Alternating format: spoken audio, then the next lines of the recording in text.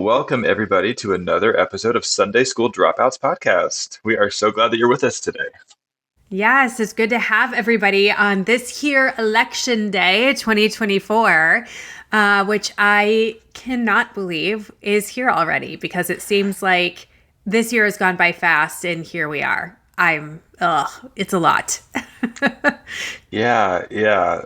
Gosh, the last year has gone by fast, but honestly, the last 4 years have gone by fast because I still remember conversations I was having with folks similar to what we'll be talking about today, but Yes. instead of 2024, it was 2020 and COVID was happening and just all the things. We'll talk about this a little bit later, but I was thinking about there's this like kind of lighthearted coping mechanism that I have. And I was trying to think like, where did I start that? And it was elections 2020. That's where I started it. And I was like, oh, this makes so much sense because I noticed myself craving something. And so anyways, I'll tell everybody what it is later. But I agree. It feels like, also because of the pandemic, I feel like there was this chunk of years that is just missing from so many people's lives. Like in my mind, 2018 was 2 years ago, but apparently not. It's like 6 years ago. You know? Oh my gosh.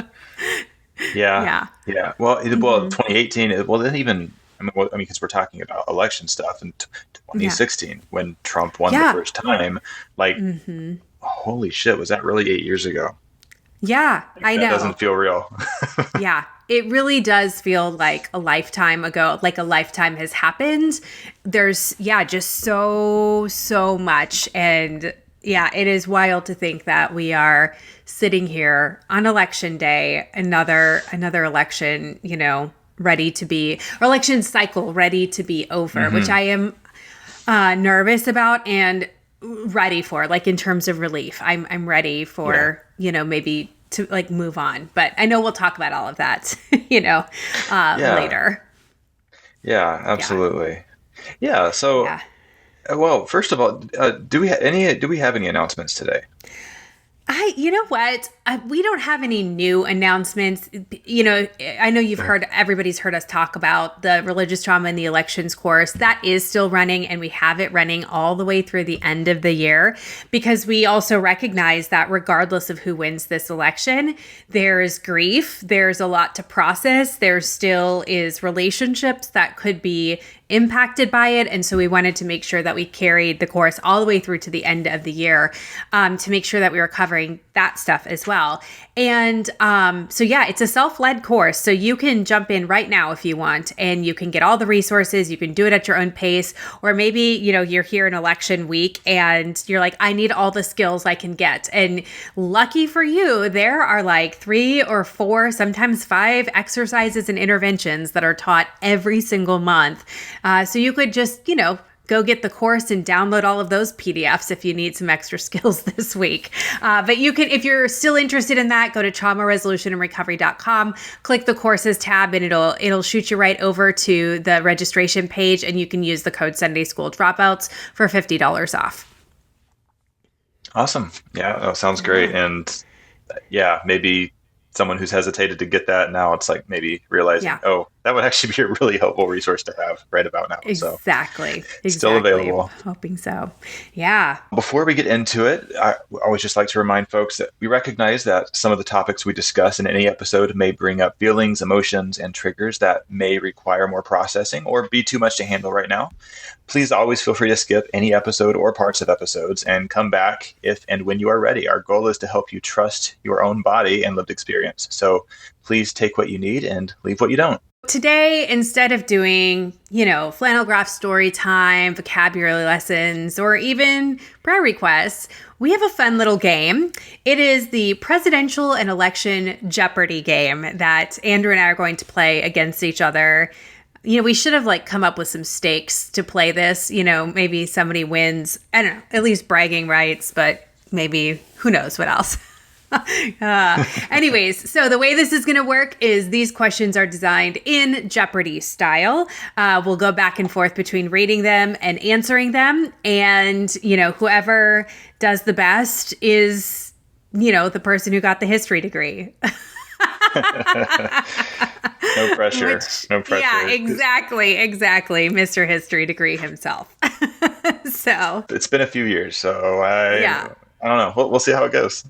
I love it. So, all right. I will start, Andrew. I will ask this to you. The category is presidential election losers. And if we were playing for money, this one would be worth $800. So, his loss in the 1800 election came about by a vote in the House of Representatives, not in the Electoral College. Is this Aaron Burr, Alexander Hamilton, Samuel J. Tilden, or Benjamin Franklin? Is this where I have to give the answer like a question? Is this one of those situations like who is so-and-so? Okay. And if you don't answer it that way, it's wrong. Yes, exactly. Okay. Oh, wow. So let's see. I'm honestly not sure because off the top of my head, I actually thought that year's election was Jefferson beating John Adams. And so now I'm not sure, but I'm going to guess and say B, who is Alexander Hamilton? Alexander Hamilton, final answer? Yes. Okay. That is false. It is Aaron Burr. And a funny little side note, I only knew that because I've been listening to this podcast series called Erased, The Murder of Elma Sands. And Aaron Burr and Alexander Hamilton are the attorneys on the case. And this is before Burr shot Hamilton or whatever. And I knew that they were starting to, have some, they were kind of going back and forth. And I knew that Alexander Hamilton won over Aaron Burr. So that's the only reason I knew that, because literally I got done listening to that podcast series 5 minutes before we started recording today. Yeah, I was going to say, I know later on there's going to be a duel and one of those guys dies, but that hasn't happened yet. Sorry, spoilers. I love it. Oh, yeah, exactly.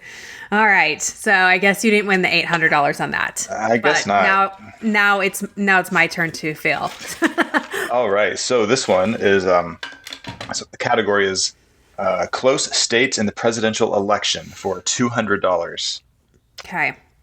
Are you ready? Mm-hmm. In 1916, Woodrow Wilson could not take this northeastern state for granted, beating Charles Evans Hughes by just 56 votes.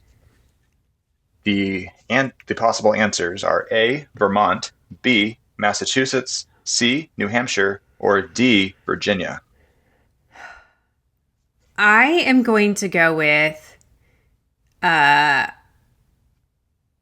guess it would be A, where is Vermont?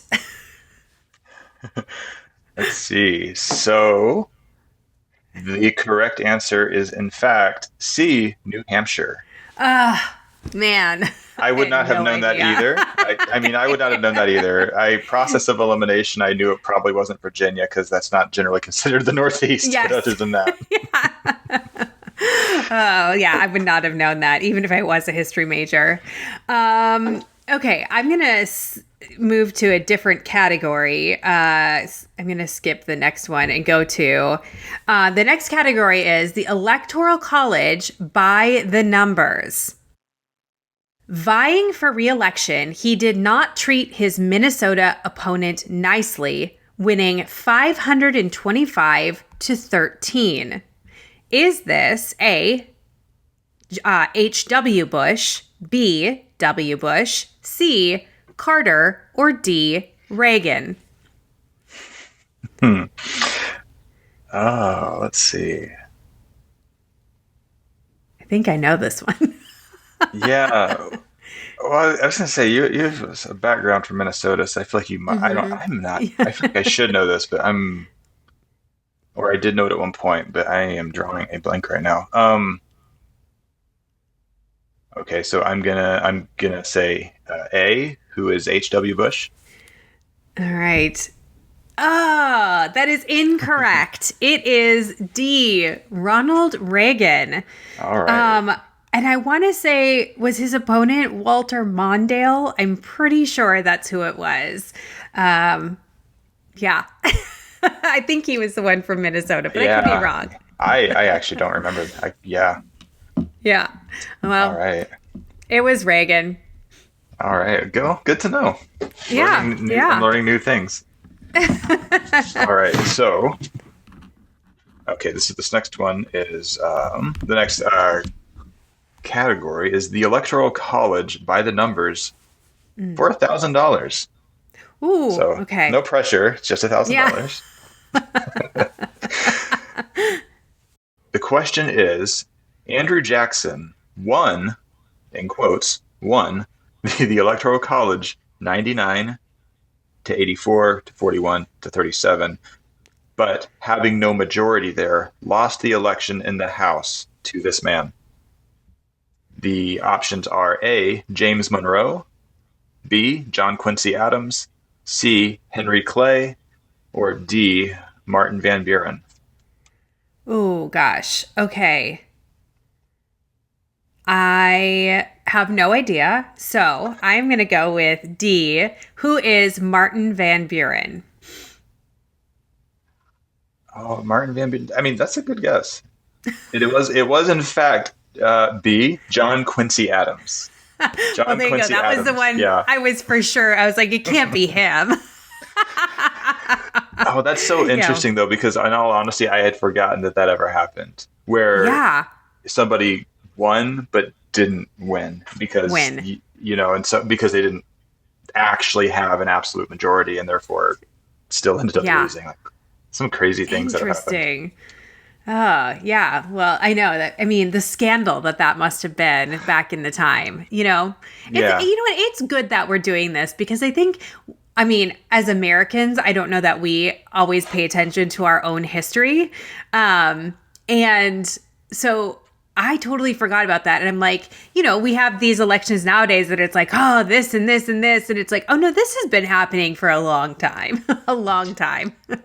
yeah. I mean, I can only imagine the narratives that were coming about after that happened, of like a Yeah, stolen election and just things like. Yeah, I mean, I don't know. exactly. I actually would be curious to go back and see like what were the newspapers saying? What was the narrative that was happening? Yes. After Yeah. after Jackson lost. Yeah. Hmm. Interesting. Well, the Hermitage is very close to my house. So maybe I'll have to go do a tour there and I'm sure they will tell Oh, me. yeah. That would actually be really interesting. Yeah. Yeah. All right. Let's do a couple more each of us. So this category is election lingo for $200. If you don't vote in person on election day, you've cast this type of ballot, whether by mail or by early voting. Is it A, an absentee ballot, B, an absent day poll, C, an at-home voter poll, or D, a substitute ballot? I am gonna say A. What is an absentee ballot? You are correct. You got All $200. right. Makes up for all the money that I've lost so far. Exactly. Or is that how this even works? I don't even know. Something like that. Yeah. Yeah. Nice. So this next one, the category is election lingo for $400. All right. And the question is, many state officers can be removed with this type of election. The folks who wanted it in the U.S. Constitution lost out. And the options are A, a resignation, B, an impending resignation, C, an impeachment, D, a recall. I am going to go with D. What is a recall? I think. I don't And know. a recall is correct. Woohoo! You Yes. just won $400. All right. Ah, I'm so glad. Good. We got some Well, bills to pay. $400. Yeah. Well, unfortunately, it's $400 in BuzzFeed money. So I Yeah. don't know. You'll have to contact them and see if that's True. redeemable for anything. But Very true. I should demand that they pay me. Okay. Let's see. Here's one for you. This is called 40 Years Ago, 1984, which is wild. Oh my gosh. Okay, so he lost the presidential election to Reagan, carrying the only District of Columbia in Minnesota, his home state. Is it A, Quail, B, Dukakis, C, Benston, or D, Mondale? I'm not 100% sure on this one. But I'm going to say D. Who is Mondale? Okay. You are correct. It is D, Walter Mondale, which was a total gimme because I asked you that question before, and I was Well, like, "Oh, I'm pretty sure that Reagan won against yeah, I'm pretty sure. Mondale." And honestly, I had already forgotten what you said, but that one, like the memory, I'm like, that name is Yeah. the one that sounds familiar. And I know you spoke to this one a few minutes ago. I think that might have been the name, but I still Oh, wasn't that's so positive. funny. I'm like, I already forgot what you I said. love it. I love it. Oh my goodness. It's good. It's all good. It's all good. All right. Let's do one more. Why don't you ask the final one? The category is Name That 1990s Year for $400. Bob Dole loses the presidential election. Now, your options Okay. are A, 1990, B, 1999, C, 1991, or D, 1996. Okay. I'm going to go with D. What is 1996? I believe Bob Dole lost to President Bill Clinton. That is correct. That is Yay! correct. 1996. Oh, that is so strange. I actually kind of knew that one, I think, but I was just a kid. Like, it's weird how you remember things, Yeah. names and stuff from the news, even as a child. But like, I remember that name, and I know he lost. Yes. Yeah. I mean, I was in, let's see, 1996. I would have been in high school. So, gosh, that makes me sound so much older than you. But I do remember that election very, very well, especially because that was the election after the Lewinsky scandal. So, that was something that was used to maybe Oh yeah, discredit Bill Clinton's character. yeah. Oh, it's so strange. Like I can't believe that's been almost 30 years I ago. But I know. remember, I do remember that. Like I remember Yeah. those that being the talking points that were coming up, like on all the different political talk shows and the news. And um, anyway, Yeah. no, this has been fun though. Yeah. And you know what? I think we're equal in our presidential and election history knowledge. I mean, I bet if we played the entire thing, you would probably beat me. But I feel like I held my own a little bit in this No, one. you did. I have a degree in history, but like the thing is like it doesn't mean like it's more like I don't know all of these things. I just know where to find the answers. Yes, You know what I that's mean? Like true. that's the thing. I'm Yeah. not like a walking encyclopedia on this stuff. I don't know. And some of these questions, admittedly, are pretty obscure. Yeah. Well, that's what Chat GPT is for. Exactly. I am I am really excited about what we're talking about today. Taking care of yourself on election day. I think that's. I mean, I just think it can't be overstated how important that is. And so I'm glad that we set aside some time to do an episode Yeah.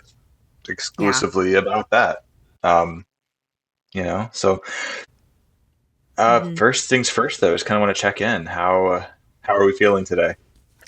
Yeah, I mean, it's hard because it's one of those things where it's like there's nothing more that I can do, right? I actually early voted this year. Well, I do most years, but I early voted right when it was open. So I've done my part there, and now we're at this point where it's like we can't do anything else. The votes have been cast. They are being cast as we're talking, and so there's like a little bit of relief, but also nervousness because it's this day of waiting and also knowing, we might likely not get the results. Whereas I remember in the past, even up to the 2016 election, we could just assume that by the end of tonight, we would have our results for who is going to be the next president. So there's a little bit of nervousness about knowing how that's going to go or when we're going to hear. And it's hard to just kind of sit here in this space not knowing. And yeah. So nervous. I think relief a little bit and nervousness. That's how I'm feeling. What about Yeah, you? yeah. Yeah, I mean, a lot of the same. It's a lot of just really, for myself, that is having to just intentionally just refocus or recenter on what I do have control over and recognizing I've done the Yeah. part that I have control over and Yeah. we'll go from there, like, um, but but I do think that is the hardest piece. Yeah. Yeah. Is just reminding yourself of that. Yeah.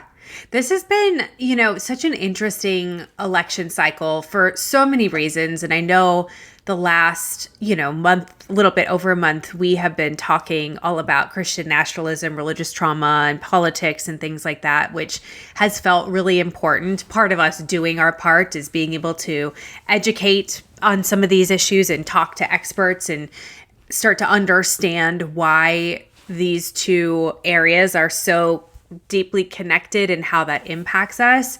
And so I feel like the episodes that we've recorded in October have like demonstrated this gravity that feels different than in a lot of elections past. And I think it's because it's so closely tied to religion, so closely tied to what so many of us have left and have tried to get out of and have tried to deconstruct and untangle and heal from. And so I feel a sense of, I don't know, extra nervousness because of that, because so many of us have tried to leave what some of these policies like, Project 2025 are. We've tried to leave that behind. And it feels really nerve-wracking, I think, to know that there is a possibility that some of those things we tried to leave behind could be enacted. It could be like the law of the land. That feels, quite frankly, pretty scary. Yeah. Yeah, it does. I mean, it is very sobering. I mean, looking at the possibilities of where we might be within the next month, or the next month, but then like what that means for the next 4 years. Like the trajectory that we might be on. And it is very sobering. And and so I think I've appreciated the time we've taken talking about Christian nationalism and all of that. I think it's very important. Even though I know that's not exclusively what we talk about over here on this podcast, but I do think it was very much needed, and especially from just a trauma-informed lens too, because I think a lot of the folks who talked about it are, understandably coming at it from a historical and a political science perspective, for the most part. But I really appreciated just having the time and the space to, talk about it from that perspective. Yeah, I was particularly struck by the conversation that we had with Dan Miller when we were talking about how groups use things like fear and trauma to push forward their propaganda. And of course, that's not just religious groups. That can be any group. It can be political groups. It can be social causes. It can be a variety of different things. And, but it's just kind of remained in my mind since we have had that conversation just about what a strong motivator fear is to get us to do things, and how that can impact people's decisions in elections, but also even after the election. There's so many unknowns. Obviously, we'll have a result, probably not today, but within the next, week or so, we'll have a result. And, both sides of the spectrum, the political spectrum, have an amount of fear towards the other. And whether it's because of policies, procedures, candidates, rhetoric, whatever. But I'm just struck at how that fear then can turn into just like unbridled action, where people do things and say things, and there can be enormous long-lasting consequences as a result of that. And I think that's the part that I was talking to a friend this morning, and I was just like, things could get really, really messy and out of control as a result of people's fear of not only what if this person wins or loses, but like what will happen, and, how people will respond to that. We had January 6th happen. We've already experienced that. And so I think people are, and myself included, going like, is something like that going to happen again? And will there be even more casualties or fallout from that? And that is scary. That's scary to think about. not only like from my standpoint of fear, but knowing that that's coming from a place of fear as well. Right. Yeah. No, I get what you're saying. Um, Yeah. yeah, it's that is a difficult thing to know how to navigate. Just because Mm-hmm. just the immense amount of fear and how so much of this from both sides. There is a lot of just fear-driven language. Yeah. You know, Mm-hmm. that's and so yeah, I guess that's actually maybe that's a good question. Then, like, what is it that folks can do with that? Mm-hmm. Or I mean, that's maybe too broad of a question. But how because recognize when we recognize that is how a lot of the languaging is Yeah. fear based, not values based, really.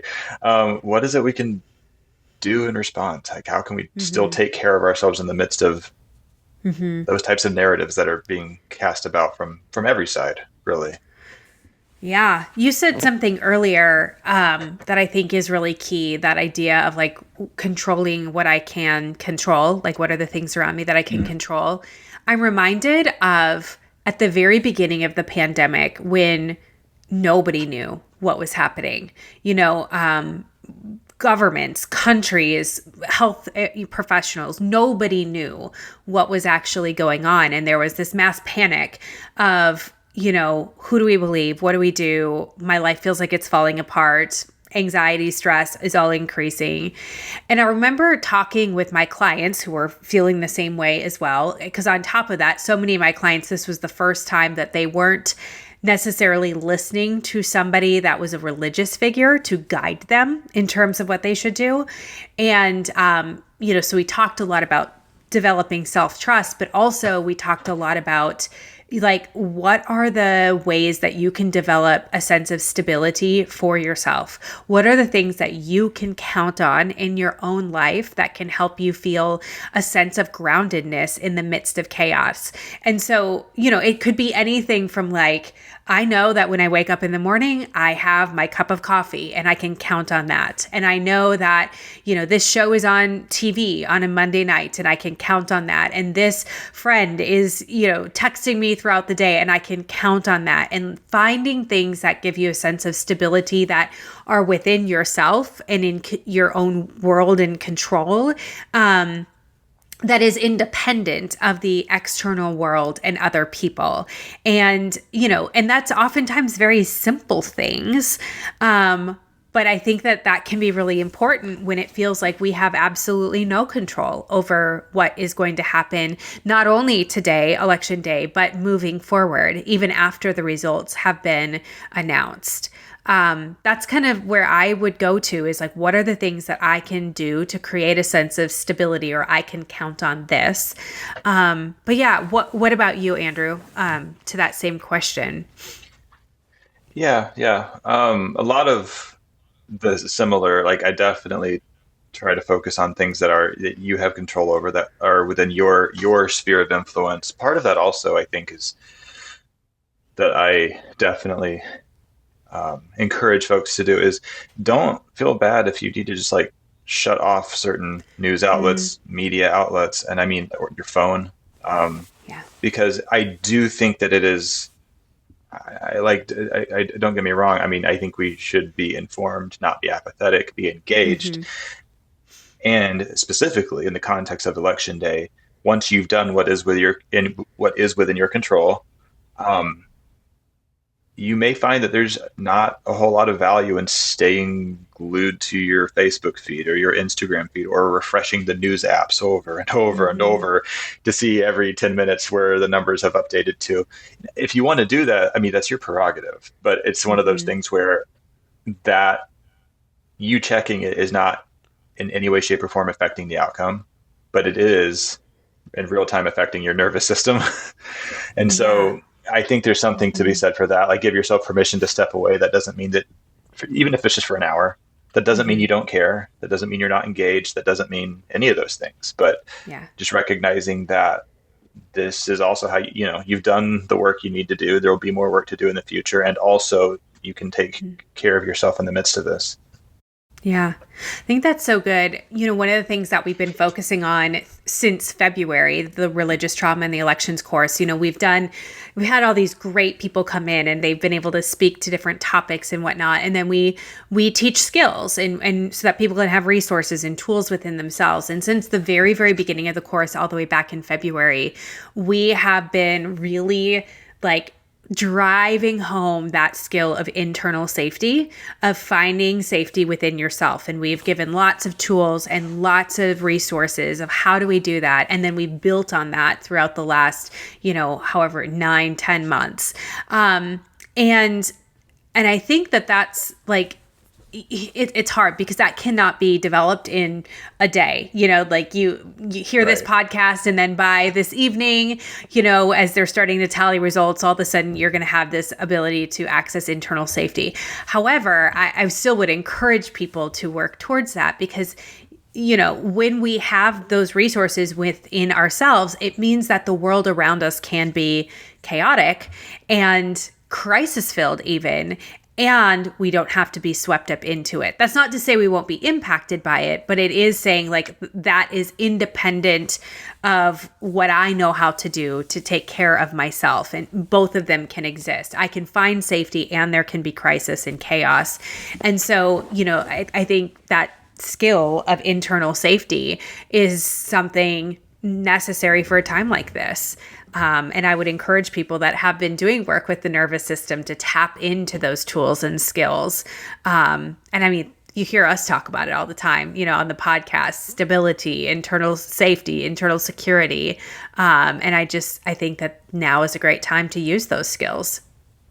Mm-hmm. Yeah, I agree very much so. How do you think we should deal with like what happens if the candidate that you voted for doesn't win? And I'm not even just talking about at a presidential level. There's been so many other races, right? Of course, there's the president, but there's Senate seats and House seats and, state elections and even community elections. And there's people that we're voting for up and down the ticket. Like, what do we do if the person or persons that we've voted for don't win? My instinctual response was go talk shit on Instagram. No, that's very on brand for me, though.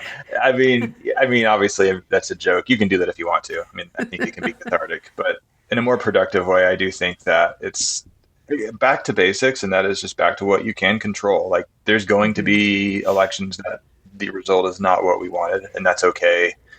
Yeah.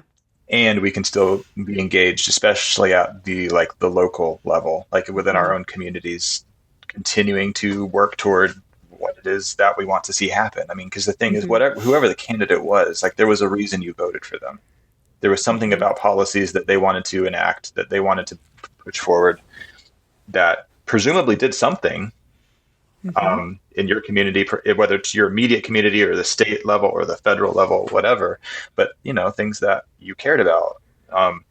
And there's still, even if that candidate doesn't win, there's still ways that I think we can meaningfully engage in a way that's oriented around values, the things that we care about, regardless of whether that happens. Now, I think, to achieve some of those goals that we're after, it's easier to get them when you have a candidate in office that is on the same page with you, value-wise. Sure. That is true, but it doesn't mean that just because our candidate loses, that suddenly there's nothing I can do meaningfully for 4 more years until the next general election. That's just not the case. Yeah, I also think that the idea of grieving and like letting yourself feel however you need to feel is fine and probably very necessary. I know for me, when Trump won in 2016, it was right after the tapes had been leaked by the Access Hollywood tapes where he brags about sexual assault. And as a survivor of sexual assault myself, I remember feeling it was like a gut punch that next morning, in November after the elections, after it had been called for him. And I remember feeling like, wow, I am not safe with half of the country. Instead of rationalizing that away or saying like, oh, no, that's not everybody or whatever it was, I just let myself feel the fear and feel the sadness and feel the anger of that. And it did prompt me towards, action in my corner of the world and like what I can do. And for so many reasons, that oftentimes that's, working with people one-on-one and helping them heal and doing my own work for that. But I've always remembered that, because there's a few times in my life where it's like you have such visceral memories that just saying, a word or something, you can go back and I remember exactly how I felt in that moment. And honoring that by just letting yourself feel the sadness and feel the things that go along with that. I know that doesn't necessarily make everything better or change things all the time, but it is helpful to not have to be carrying that or pushing it away or pretending like it didn't matter. It does matter.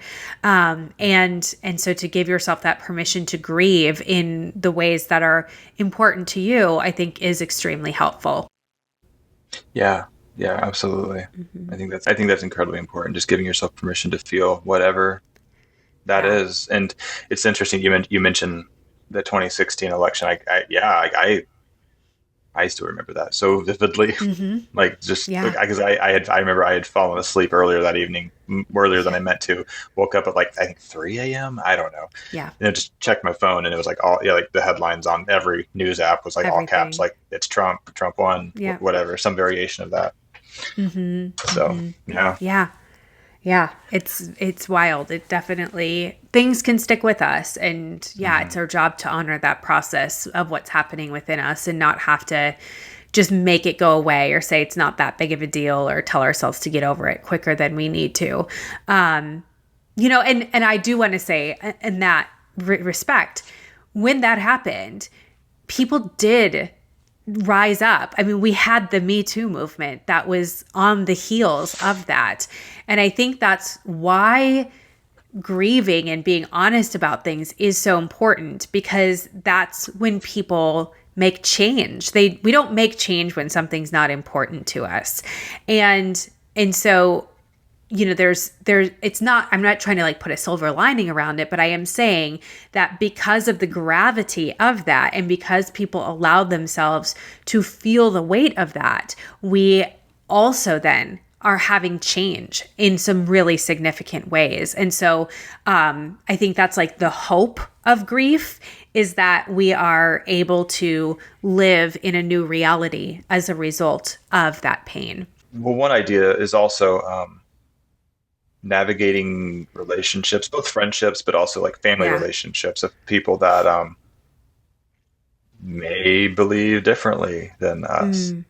Mm-hmm. And then adding layers to this, another thing that I know I've definitely interacted with quite a few people that this is where they're at, where they're at now for who they're voting for Mm-hmm. now is maybe like not even where they themselves were 4 years ago or 8 years Yeah. ago. Yeah. I know quite a few people who 8 years ago did indeed vote for Trump. The Mm-hmm. next 4 to 6 years in particular, the way everything played out. And I mean, not just politically did they change, but like maybe they deconstructed. They kind of they left their church. They have Mm-hmm. they're really not in the same place that they were in many different arenas of their life. And Mm-hmm. yeah, just I guess that there's not really a question attached to that, but just recognizing like that there's it's not even just about getting along with family who believes Yeah. differently, but recognizing at one point in time that might have been us too, but now we've changed and here we are. And Mm-hmm. I Mm-hmm. don't know, just giving yourself a lot Yeah. of self-compassion and patience, and Yeah. you're here now. And Yeah. I think it's so easy to look at the other side, whatever the other side is, and to mhm, say, "Oh my gosh, I cannot believe that you believe this," or whatever. And I definitely do that. Whether it's politics or like Alabama versus Auburn, like obviously, who would want to cheer for Auburn?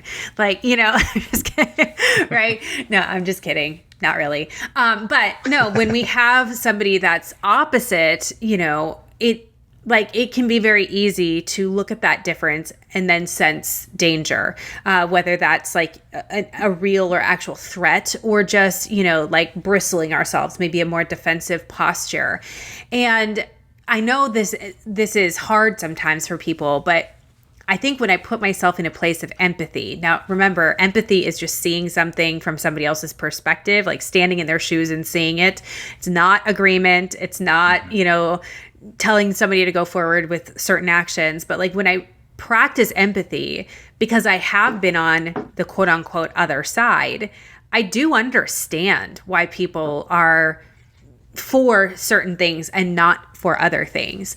And so I look at that then within relationships, because the fact of the matter is many of us are still in relationships with people that, again, not just politically speaking, but across the board, are very different, stand on issues and people and social justice and all these things on very different sides of the conversation. And we still have to be in relationships with them.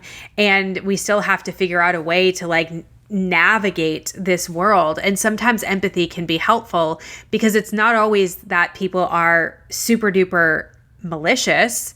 They're not doing things with malicious intent, even though they're harmful, but they're doing things because they desperately believe that this is the right way to do something.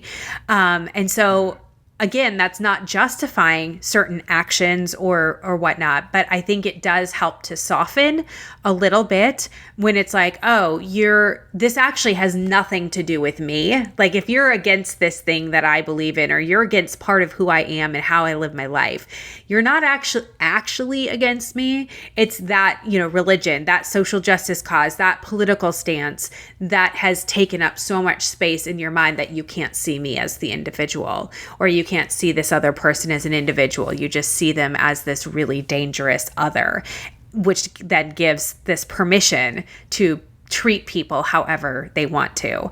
I don't know. That's been important for me, but that is a huge, that's not easy, especially when it's what feels like life or death issues, or what feels like, freedom or non-freedom, issues. Right. So I say that as like a beautiful ideal, knowing that it's also sometimes much more difficult to practice.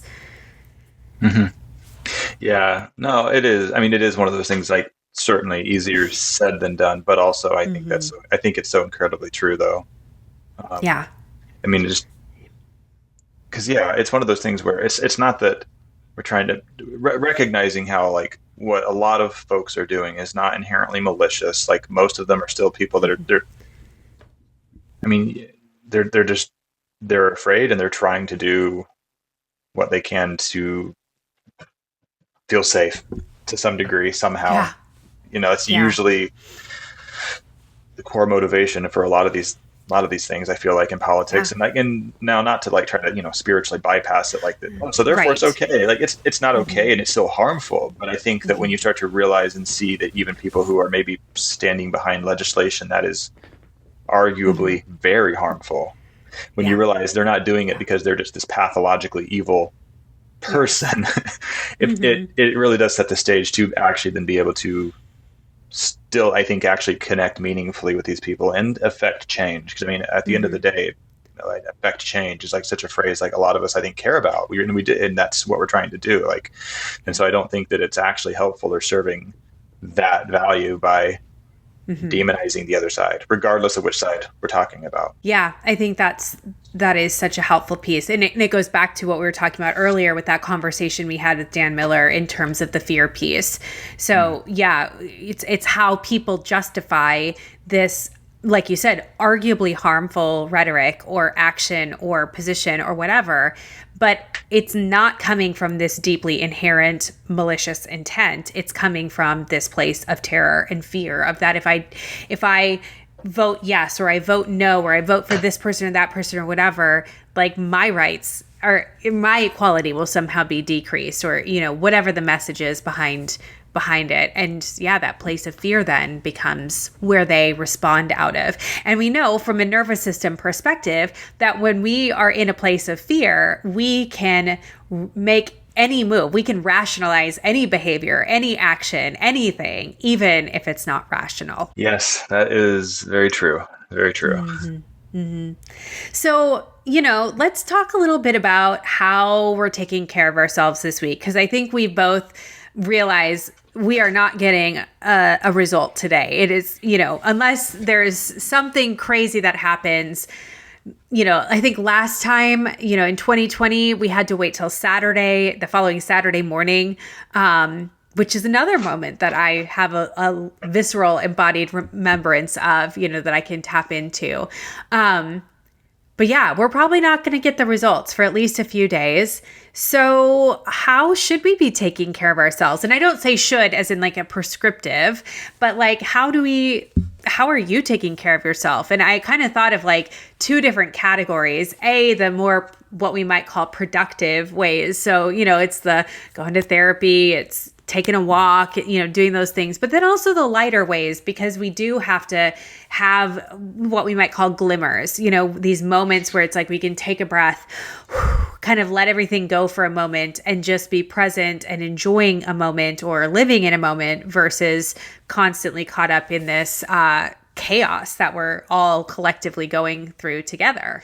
So that's my long intro to, how are you taking care of yourself this week? And then we can also talk about how we've been working with clients and taking care of themselves as they've been approaching the elections and even today and beyond. Yeah. So, I have several thoughts to that. One way, I mentioned this earlier or alluded to it anyway.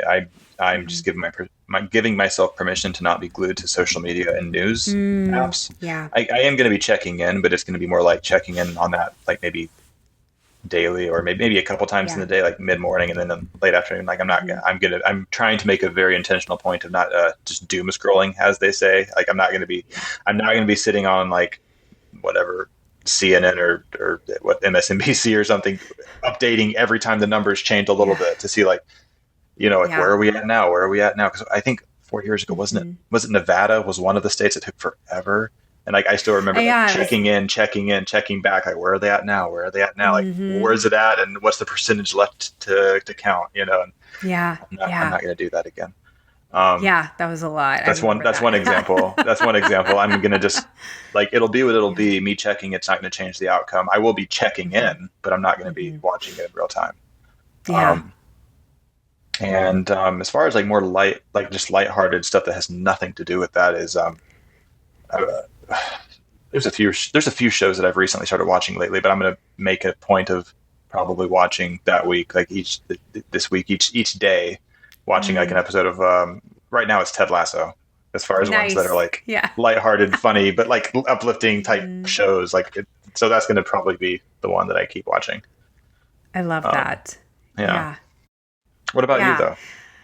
I love that idea of the social media piece. I need to be really diligent about that. Admittedly, I'm actually pretty good with not being on social media all the time. I have the privilege of having somebody run my social media and the center's social media, so they can kind of take care of that, so I don't have to be on it. Though I will say I'm on Threads a lot, and I find it to be such a pleasant experience that I don't know. We'll see, but I might have to put some limits around that, even more than what I normally do. I have an app blocker that goes on every day at 9 p.m. and it blocks all of my social media apps, and it's my favorite time of the day. So we might have to do that. But yeah, I think that's been important. And then I think also like I've taken a look at my schedule for the week, and I did this a couple weeks ago, and to really make sure I was building in extra time that I could take care of myself instead of having to take care of other people, whether that's with clients or with people that I work with and having to pour in. So I still want to do that, but then I've also taken like the equal amount of time to be able to like step away for myself. And also part of that is, I have several friends that we kind of all, like have similar views and things like that. And so I have time set aside to spend with them tonight and tomorrow night and, this weekend. And so it's important to me to be around people that can be supportive as well, where we can talk about things that are not election related, but then also be there for one another if we do get results or if there are things that are happening that feel big or scary. And yeah, that connection piece, sometimes it can be stressful, when we've got other people's anxiety in front of us, but I think that can be really helpful. and I know it's something I'm definitely encouraging my clients to do, is like, who can you connect with that feels safe. But then also on a lighter note, I do love the TV show idea, and I'm like, maybe I need to start watching Friends again, because that's one of my all-time favorite shows. But I know I mentioned this at the top of the episode. I am the weirdo who, despite all the religious everything, I love Christmas music. And last election cycle, I started listening to it the election week. And it was just like, it just brings me so much joy. And so I was like, yeah, I'm not going to be that girl who waits until Thanksgiving. I am going to do it now. And so that's what I'm doing, is I'm listening to Christmas music because it makes me happy. Nice. I do, like, skip a few songs, but but for the most part, I absolutely love it. So yeah, so that's kind of one of the lighter things that I do to take care of myself. Gives me little moments to smile.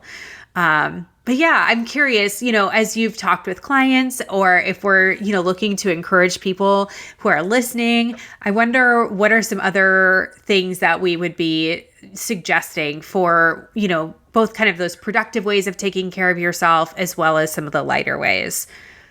Yeah, yeah. Productive ways, definitely. I definitely encourage folks to connect, like socially connect with other Mhm. people that are supportive and safe people. Yeah. Um, so for some folks that might mean not trying to engage with your parents, perhaps, or Yeah. if that Yeah. and if that's where you're at with your family, like that's okay as well. Also giving people permission to, Yes. maybe I'll need to see these folks at Thanksgiving, but right now I'm not talking to you, and it's not because I hate you. I just Hmm. don't want to talk to you right now, and Yeah. that's honestly okay. Like that is an okay Yes. boundary to set if that's what's needed. So, but Hmm. connecting, because socially, and not just kind of being isolated, I think that's very important. Yeah. Excuse me. And yeah, then as far as like lighter ways that I'm encouraging folks, kind of similar to what you and I've been talking about. Whether I mean, it's different for everybody. I mean, whether it's music, whether it's movies, and when it comes to movies and shows, I will say this: I actually um, encourage folks to go back to ones that you already know that you like, that are comforting. Like, Yes. don't try to Hmm. binge like a new show that you've never seen and you Yeah. don't really know how it's going to end. Like, I mean, Yeah. if you like that, fine, but like to Hmm. go back to something that you know, like that's tried and true, that like this, it's one of your shows, it's one of your movies. Hmm. Yeah. I Yeah. think that level, I think that can be a really comforting, soothing thing for an activated nervous system. Yeah. Yeah. I'm also reminded, and I know this sounds similar to what I said before, but I remember during the pandemic, people actually started decorating the insides and outsides of their houses for Christmas early, because they were like, hey, what else are we going to do? We need a little bit of joy. And I'm certainly not saying you have to do that. But what I am taking from that is the environmental factor. So people were doing things that they said, this kind of brings a different energy. This helps me, in that case, feel a bit more joy. Or we could say, like, what could you put in your environment that helps you feel a little bit more comfortable, peaceful, relaxed, less anxious, less stressed, maybe a little bit more boundaried or guarded from the world, stable, things like that. I think that can be so important. So maybe it's like giving yourself permission to, not have to cook the next few nights and Uber Eats it or DoorDash or something. Maybe it's, gosh, like, having comfort food. Maybe it's going to bed, earlier, or sleeping, or, later in the day. Maybe it is, not wearing hard pants to work. It's wearing like yoga pants or something, just like things where you go, gosh, when I'm wearing this, when I'm doing this, when I'm in this environment, this helps me feel a little bit safer, a little bit more relaxed. And when we have stressful, chaotic times, any little bit helps. We use that term glimmer, and a glimmer doesn't necessarily, it's not like this overwhelming cathartic experience of joy. It's just like, what are some of the little moments of lightness and ease that you can tune into and pay attention to any given day, maybe even multiple times per day, that gives your nervous system just a little bit of a break to be like, oh, okay, here's that thing. There's a smile on my face. It's something that feels different than other things. And I can just lean into that, even if it's only for a moment or two. And then I can come back into the present moment. And maybe it is a little bit more crazy or chaotic or stressful or anxious, but you're giving yourself kind of these little titrated moments to come back into a place of presence, ease, lightness, and even safety. I always love bringing like glimmers into it because, Yeah. yeah, because it doesn't have to be like Yeah. an overwhelming, like this powerful, like mountaintop moment, so to speak. But Yeah. even getting ourselves accustomed to noticing and intentionally making space for like the Mhm. small, the glimmers, I think that could be Yeah. like so incredibly helpful. Yeah. One of the analogies I use with my clients frequently is the analogy of scuba diving, which I know I haven't done, but you have recently started to do. But when you think about scuba diving, it's, you go down into the depths, right? Well, wherever you're exploring, the depths, it could be the deep, dark ocean, whatever. You go down into the depths, but you can't stay there forever. At some point, you have to come back up and get some air, see the sun, maybe get something to eat, to drink. You're replenishing so that you can go back down then into the depths. And I look at times like this a little bit like that too, where it's like, this can be deep, dark, scary stuff. But we have to be able to have those times to come back up to the surface, to see the sun, to replenish our air, to have some connection. And we have and we have to do that during these times. Otherwise, we're gonna stay in the depths and we kind of get crushed by that. All of our resources run out. So we want to keep, we can do that diving into the depths and coming back up, and diving into the depths and coming back up. And sometimes I feel like that can be a helpful way to frame it, to say, yeah, me, zoning out on a few episodes of Friends is not, trying to ignore everything. It's actually me becoming replenished so that when I turn the TV off, I have something to give to the outside world or to the depths. Mm-hmm. That's a really helpful way to frame it. Yeah. Yeah. So, we're here. We've done what we can do. We've done what we can do for this episode. We're encouraging people to take care of themselves. And I'm glad that we could offer this the last, month or so. I think it'll be 6 episodes total of the religious trauma and the elections. I'm glad that we can offer that to people, and hopefully people have found it to be encouraging. I know I've really enjoyed being able to do this mini series. Yeah. I hope it's helpful. I've really appreciated doing it. I'm glad that we chose to do that this year. Yeah. So just for everybody to know, obviously, with the elections being today, I'm sure, we might have a couple other snarky things to say here and there in the forthcoming episodes, but we are going to transition back into our quote unquote regularly scheduled programming. And I'm really excited because next week is going to be the first episode that we have of what we're calling our story episodes. And so if you remember all the way back at the beginning of season 2, we talked about, hey, we're going to be kind of doing this as we're going to go through our touchstone topics, and then we're going to be talking about medical and financial trauma as it relates to religious trauma and coming out of high control religion. But we're also doing these incredible story episodes, which we're bringing in authors and other people to share a bit more about their stories, the different denominations that they've come out of, their different faith backgrounds, and just sharing with us their process of healing and how they would speak to the unique needs of people coming out of that system. And so I'm excited because next week is going to be our first episode of that. And then we're going to hit those touchstone topics again. And then we're going to do some holiday Q&As. So be looking for that on our Instagram. We're going to put up some question boxes. You can, or you can DM us. Let us know all the questions you have about religious trauma and the holidays and dealing with family. And, maybe you're not the weirdo who listens to Christmas music starting November 1st, how to handle, being triggered, all of that stuff. We're going to talk about that. And I'm excited for where the rest of this season is going to be going. Yeah, no, I'm really excited for all of the different things that we're doing and all the things we have planned. Yeah. I think this season is really, I think it's really turning into a good one. So yeah, I am too. I'm excited. Yeah, I'm excited. So I think that's it. And with all that, all God's people said, Amen. Amen.